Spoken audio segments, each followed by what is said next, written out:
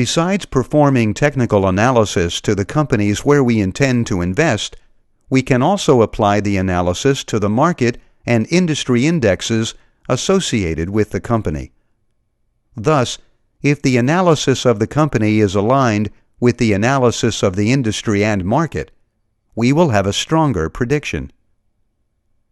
Let's consider the following example.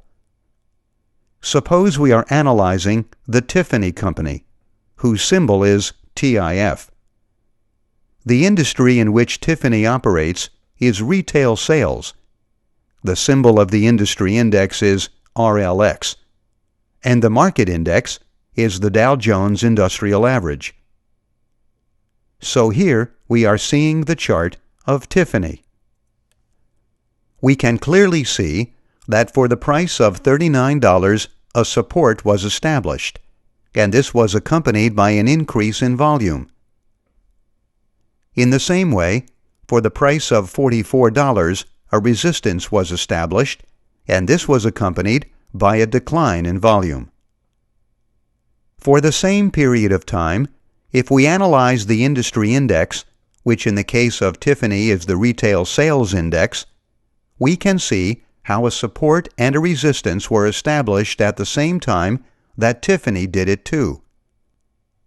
It is important to mention that in general, charts of indexes do not show the volume. However, we can perform an analysis of their range of movement.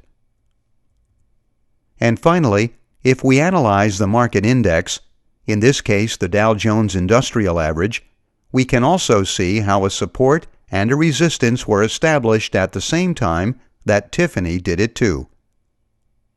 Again, in general, charts of indexes do not show the volume. Now, let's talk about bullish and bearish markets. Just like companies, markets also have cyclical movements. When this movement is upward, the market is called a bull market. It is represented by the figure of a bull. When this movement is downward, the market is called a bear market. It is represented by the figure of a bear. Here we are seeing the Dow Jones Industrial Average. On the left, we can see a sharp fall, which clearly defines a bear market.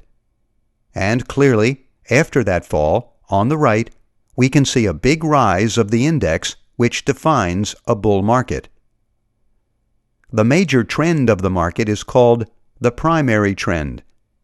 When we invest in a company with a long-term horizon, it is best to align our investment with the primary trend.